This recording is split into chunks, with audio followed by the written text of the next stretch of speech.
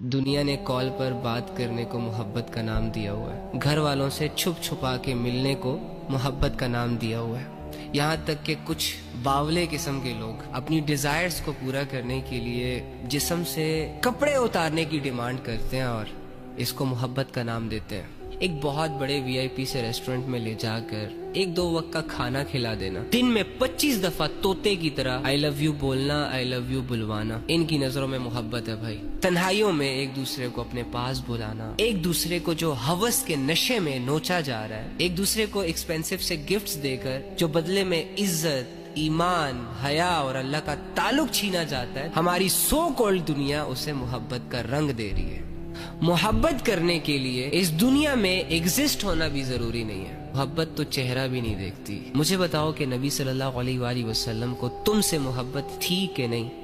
تو آپ سب کہیں گے ہاں، نبی علیہ السلام کو ہم سے محبت تھی، لیکن تب تو نبی علیہ السلام ہمیں جانتے تک نہیں تھے، ہم تو اس دنیا میں آئے ہی نہیں تھے۔ تو پھر کیوں ایک شخص امت کی محبت میں راتوں کو اللہ کے سامنے رویا کرتا تھا؟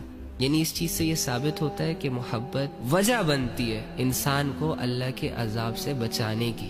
ہماری ساری محبتیں جو آج کل دنیا میں سوشل میڈیا پر چل رہی ہیں، یہ محبتیں تو ہمیں جہنم کا مستحق بنا رہی ہے، ہمارے گناہوں میں اضافہ کر رہی ہے، سیدھے راستے پر لانے کے بجائے جو لوگ سیدھے راستے پر ہوتے ہیں ان کو بھی بگاڑ رہی ہے۔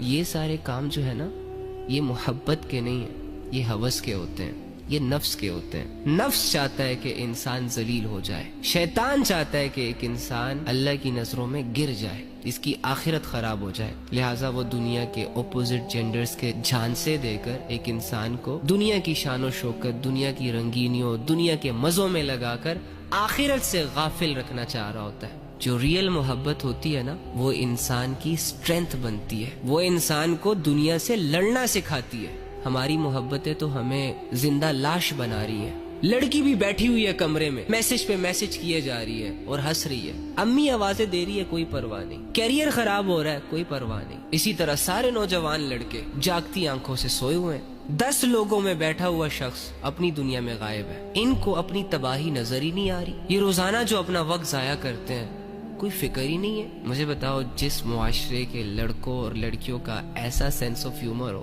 اس معاشرے نے کیا ترقی کرنی ہے، دنیا میں یا آخرت میں؟ جو اصل محبت ہوتی ہے نا، وہ گھر کی چار دیواری پرووائڈ کرتی ہے، وہ ایک دوسرے کی عزت سکھاتی ہے، وہ مرد پر بھی ذمہ داریاں ڈالتی ہے اور عورت کو بھی ذمہ دار بناتی ہے۔ لیکن یہ جو محبت کے نام پہ نفس اور ہوس کے تماشے چل رہے ہیں نا، ان تماشوں میں انسان اپنے جسم سے کپڑے تک اتار دیتا ہے اور اس کو پتہ تک نہیں چلتا۔ اپنی حیا